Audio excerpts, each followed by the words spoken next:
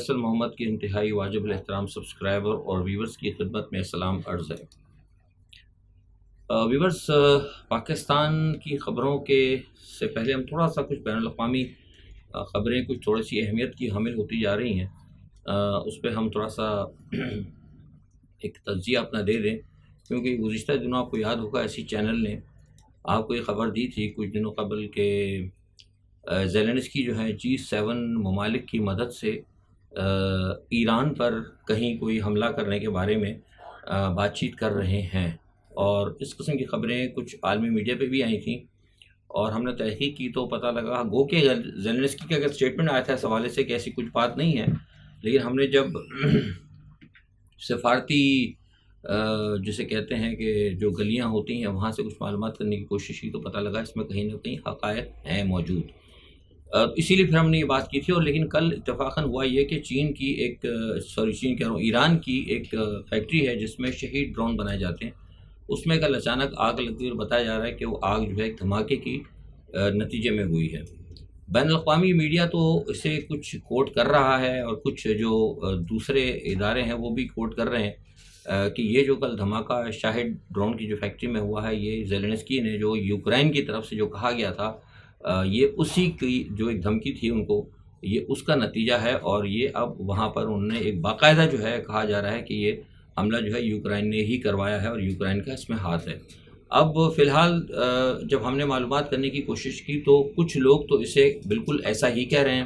لیکن کچھ لوگ کہہ رہے ہیں کہ یہ حقیقتاً ابھی اسی کی تحقیق باقی ہے، جبکہ ایرانی اتھارٹیز جو ہیں وہ فی الحال اس سے انکاری ہیں، چھپا رہی ہیں۔ لیکن ساتھ میں ہمیں یہ بھی پتہ لگا ہے کہ اس حملے کے فوراً بعد جو کل ہوا ہے شہید ڈرون کی فیکٹری پہ ایران میں، اس کے بعد ایک فیصلہ کیا گیا۔ یہ بھی خبر ہم آپ کو دے رہے ہیں کہ اب ایران نے انتہائی خطرناک جو ہے نا میزائل وہ روس کو دینے کا معاہدہ کر لیا ہے، اور بہت جلد جو ہے روسی جو طاقت ہے اس کے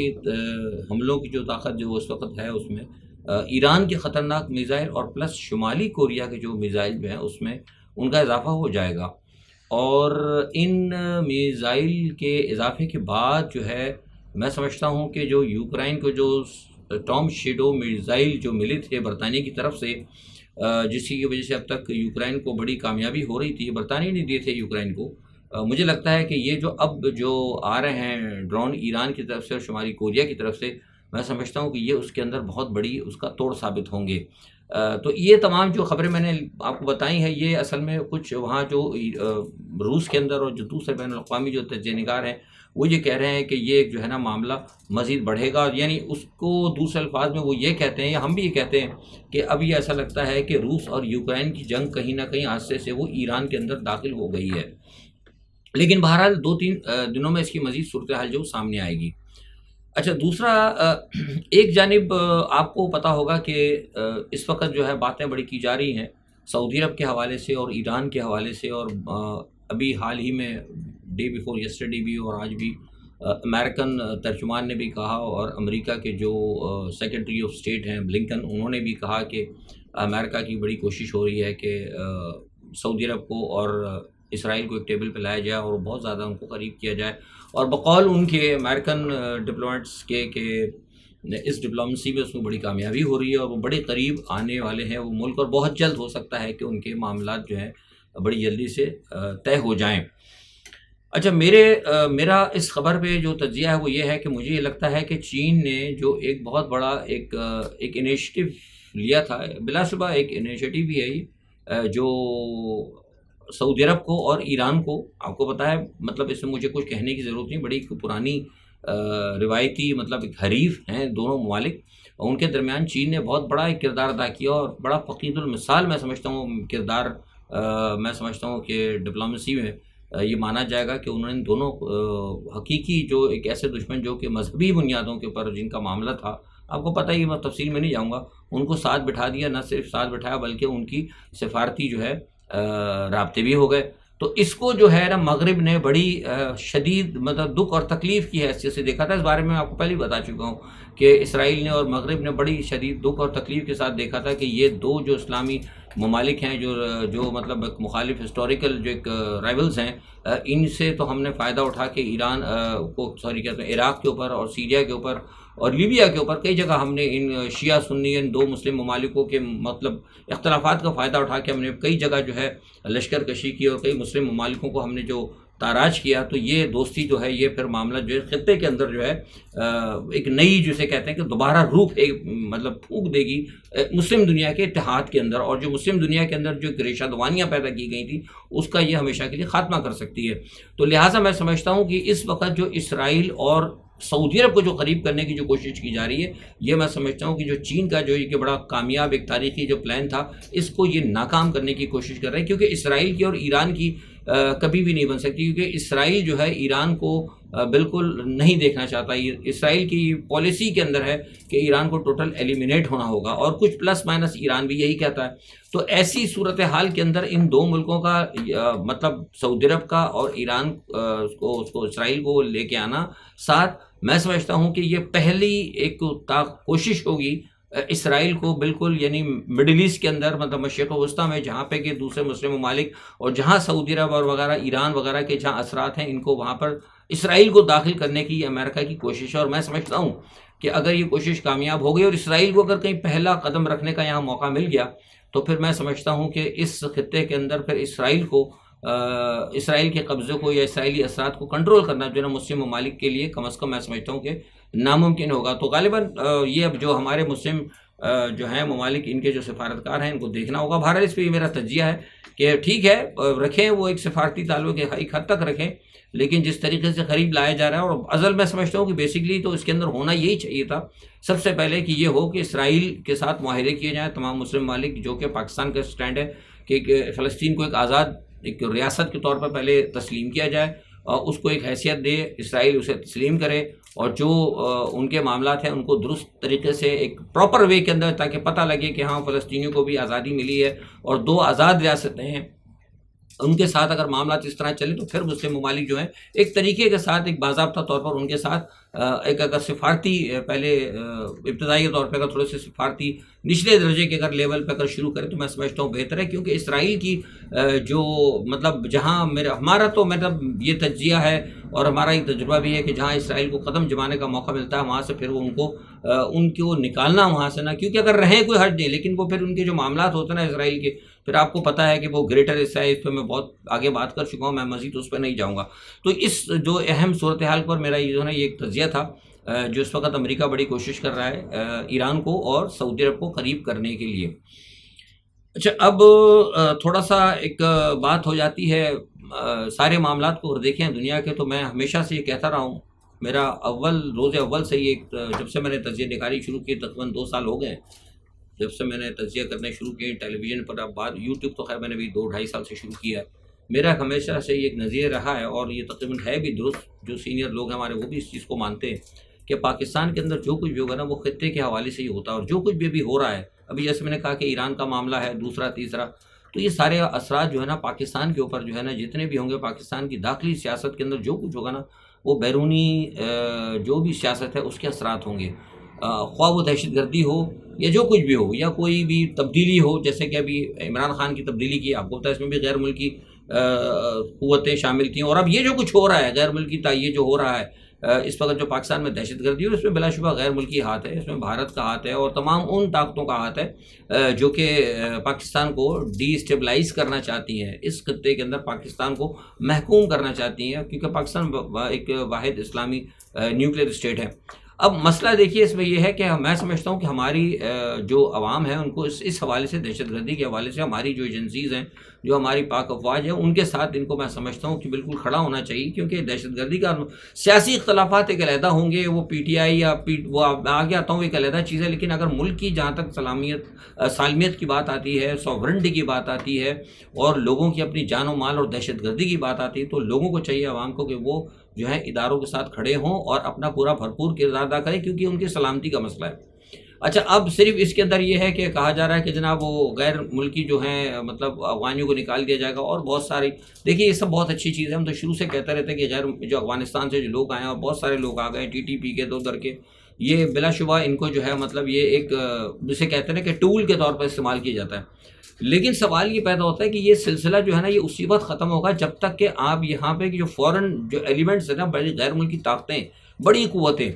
ان کی جو ہے یہاں پہ ان کی جو انٹرفیرنس ہے نا اس کو کم کریں۔ ان کی انٹرفیرنس جو ہے وہ براہ راست یہ جو افغانی یا کچرا چننے والے یا روڈوں پہ پھرنے والے یا خودکش جو پھٹے پھرتے ہیں، ان کا جو بھٹ جاتے ہیں آ کے، ان کا کوئی براہ راست ان طاقتوں کے ساتھ تعلق نہیں ہوتا، یہ میں آپ کو پہلے بتا چکا ہوں۔ ان کا تعلق پاکستان کی ان سیاسی جماعتوں کے اندر ہی جو ایلیمنٹس ہیں نا ان کے ساتھ ہوتا ہے، اور وہ سیاسی جماعتوں کے اندر جو نان اسٹیٹ ایکٹرز ہیں وہ بڑے طاقتور ہیں، ان کے تعلقات ہوتے ہیں باہر کی غیر ملکی قوتوں کے ساتھ۔ غیر ملکی جو پاکستان کے اندر جو کرتے ہیں سارے معاملات، جو فساد پھیلا رہے ہیں، جو پاکستان کو توڑنا چاہتے ہیں، ان کا جو ہے ان کے تعلق جو ہے پاکستان کی سیاسی جماعتوں کے اندر جو ہے جو بڑے بڑے مطلب پاورفل جاگیردار وغیرہ جو پاورفل ایلیمنٹ ہے ان کے ساتھ ہیں۔ پھر وہ ان کے بعد اپنے ان کے ایک نیچے سطح کے ایک اور لوگ ایجنٹس ہوتے ہیں، اور وہ ایجنٹس جو ہے نا پھر جا کے ان لوگوں کے ساتھ جو کہ دہشت گردی کے لیے جو ادھر ادھر TTP کے وغیرہ کے آگے دوسرے تیسرے جو لوگ ہیں ان کو پھر یہ ریکروٹ بھی کرتے ہیں، جو سارا معاملہ بہرحال اس کی چینج ہے۔ لیکن اگر آپ صرف نیچے کے چند لوگوں کو اگر آپ پکڑ لیں گے اور افغانیوں کو، یہ اچھی بات ہے، ان کو بھیجنا چاہیے تاکہ کم از کم جو لوگ ہیں جو یہاں پر جو ہیں ان جو ہینڈلرز ہیں اس دہشت گردی کے، ان کو کم از کم وہ چارہ نہ مل سکے۔ لیکن صرف چارہ ختم کرنا ہی بات نہیں ہوگی، ضروری یہ ہے کہ ان ہینڈلرز کو بھی نظر میں رکھا جائے۔ اسی لیے کہا جا رہا ہے کہ نیشنل ایکشن پلان جو ہے وہ شاید غالباً پرسوں ہونا تھا، لیکن کل ہی اس کو طلب کیا گیا ہے، اور اس میں کہا جا رہا ہے کہ غیر ملکیوں کے حوالے سے اور دوسری تیسری ساری جو معاملات ہیں ان کو جو ہے وہ دیکھا جائے گا، اور جو ساتھ ساتھ جو معاملات بگڑ رہے ہیں، تو یہ میں سمجھتا ہوں بہت ضروری کام ہے، اور ہم تقریباً یہ آج سے 6 ماہ سے کہہ رہے ہیں کہ پاکستان کے حالات جو ہے خراب ہوں گے، اور دہشت گردی جو ہوگی یہ پراکسیز ہوگی، اس کے ساتھ ساتھ پاکستان کی جو بیرونی سرحد ہیں، سرحدات پہ بھی میں سمجھتا ہوں کہ بھارت کی طرف سے یا کسی بھارت کی طرف سے میں سمجھتا ہوں اس وقت زیادہ خطرہ ہے۔ یہ تقریباً ہم 6 مہینے سے آپ کو بتا رہے ہیں کہ بھارت وہاں پہ پریپیئر ہو رہا ہے تمام چیزوں کے لیے، کیونکہ وہ سمجھتے ہیں، جو ہم نے بھارت کے اندر کچھ لوگوں سے جو تجزیہ نگار ہیں وہ یہ کہتے ہیں کہ اس وقت بیسٹ ٹائم ہے پاکستان، اس وقت معاشی حالات اور تمام دوسرے دیگر تمام معاملات میں ایک نہاتی جسے کہتے ہیں کہ نا بہت ہی مطلب میں مثال تو نہیں دوں گا کہ بہت ہی لو لیول کے اوپر پاکستان اس وقت ہے ہر سطح کے اوپر۔ تو ایسی صورت میں وہاں کے لوگ سمجھتے ہیں کہ شاید اگر بھارت کوئی چھوٹا موٹا بھی اگر کرتا ہے، کوئی انگیجمنٹ کرتا ہے پاکستان کے ساتھ بارڈرز پہ، تو وہ سمجھتا ہے کہ ہم پاکستان کو بڑا نقصان پہنچا سکتے ہیں۔ بہرحال اب یہ ان کی سوچ ہے، ہو سکتا ہے کہ یہ غلط بھی ہو، اور ہم کہتے ہیں کہ خدا کرے غلط ہو، ہم تو کبھی نہیں چاہیں گے کہ ہمارے ملک کا نقصان ہو، لیکن یہ باتیں کرنے کا جو اصل مقصد ہے، یہ تجزیہ میں دے رہا ہوں، اس کا مقصد یہ کہ جو ارباب اختیار ہیں وہ سوچیں کہ کیا جس طریقے سے سرحد پار سے جو لوگ تجزیہ نگار یا ان کے جو دفاعی ماہرین کہہ رہے ہیں کیا وہ صحیح ہے، اور اگر صحیح ہے تو ہم اس کو کس طرح ناکام کر سکتے ہیں۔ اچھا دوسری بات سیاست کے حوالے سے یہ ہے کہ نواز شریف کے حوالے سے میں آپ کو بتا چکا ہوں کہ وہ انہوں نے یقین دہانی کرا دی تھی، اور اسحاق ڈار کا، اور پہلے آپ کو مریم نواز کا بھی بتا چکا ہوں کہ وہ آ چکی ہیں، انہوں نے کچھ معاملات طے کر لیے، اور نواز شریف نے دوبارہ ہم سے کہا کہ جناب دیکھیے میں تو آپ کو کہہ دیا کہ ہم کسی سے، کل کے ویلاگ آپ میرا دیکھ لیں، میں ساری باتیں بتا چکا ہوں کہ نواز شریف نے کیا باتیں کی ہیں اور کس قسم کی وہ دی ہیں ساری، انہوں نے کہا کہ ہر قسم کی گارنٹی دی جائے گی، اور گارنٹی دینے کی وجہ سے انہوں نے کہا کہ وہ سعودیہ آئیں گے، اور سعودیہ سے پھر ہو سکتا ہے کہ دبئی اور یو اے سے پھر وہ پاکستان آئیں گے۔ تو بہرحال یہ ایک صورتحال ہے۔ اچھا اس کے علاوہ یہ کہ فضل الرحمان صاحب نے اور زرداری صاحب اور نواز شریف نے ایک بات اور کہی ہے، انہوں نے کہا کہ جناب عمران خان کو تو آپ سیاست میں نہ آنے دیں، لیکن PTI کو جو ہے نا PTI پر پابندی نہ لگائیں، کیونکہ مجھے لگتا ہے، میں نے ٹویٹ بھی کیا تھا، مجھے لگتا ہے کہ ان کو خطرہ ہے کہ اگر PTI پہ اگر پابندی لگی تو ہو سکتا ہے کل کلا کو جو ہم نے بھی کالے کرتوت کیے ہیں اس کی وجہ سے ہماری پارٹیاں بھی بینڈ ہو جائیں گی، اور پارٹی اگر بینڈ ہو گئی تو ان کا مسئلہ یہ، انہیں تو خود کھا کما لیا، لیکن اگر ان کی پارٹی بینڈ ہو گئی تو جن کی جو باقیات ہیں نا، مریم نواز ہو گئیں یا بھٹو صاحب ہو گئے یا مولانا فضل الرحمان کے جو بھائی ہو گئے، ان کو پھر اتنی بڑی جماعت بنانے کو میں آسانی نہیں ہوئی، کیونکہ ایک بڑا پلیٹ فارم میں لگے نا، بڑا پلیٹ فارم ہے، مطلب سارے چاروں صوبوں کے اندر پھیلا ہوا، قطع نظر کے مطلب جیتے ہیں نہیں جیتے تو کیا بات ہے، لیکن ایک جماعت تو ہے، ملکی سطح کی جماعت ہے، تو پھر اگر پابندی لگ جاتی ہے اور ٹوٹ پھوٹ ہو جائے گی تو پھر نئی جماعت کو چاروں صوبوں تک لے کے آنا بہت مشکل کام ہے، جو کہ یہ نہیں کر سکیں گے، نہ بھٹو کر سکتے، نہ بلاول کر سکتا ہے، نہ مریم کر سکتی ہے، نہ کوئی دوسرا کر سکتا ہے۔ تو اس لیے شاید انہوں نے مل کے پسے پردہ کوشش کی، انہوں نے کہا کہ بھائی یہ کام کرو کہ ان کو کہو کہ بھائی یہ پابندی شابندی والا مسئلہ نہ کریں۔ تو اچھا ایک بات دوسری ایک یہ ہے بھی کہ خبر میں آپ کو دے رہا ہوں کہ جو ایف آئی اے ہے اس نے یہ کہا ہے، شاید ہو سکتا ہے ابھی تک تو خبر نہیں آئی ٹی وی پہ، ہو سکتا ہے شاید شام تک آ جائے، سننے میں یہ آ رہا ہے کہ ایف آئی اے کوشش کرے گی اور یہ کہہ رہے جا رہی ہے کہ جو سائفر کا جو کیس ہے جس کے بارے میں کل میں نے آپ کو تفصیل دی تھی کہ اس کا ان کیمرہ جو ہے نا وہ سیشن کیا جائے۔ اب دیکھیں پتہ نہیں اس کے اوپر حکومت کیا کرتی ہے، لیکن بہرحال یہ جو میں نے آپ کو پہلے بتایا، کل بھی کہہ چکا ہوں کہ سائفر کیس جو ہے نا بالکل غیر قانونی اور غیر آئینی ہے، کیونکہ پاکستان کا آئین جو ہے وزیر اعظم کو اختیار دیتا ہے کہ وزیر اعظم اپنی کابینہ کی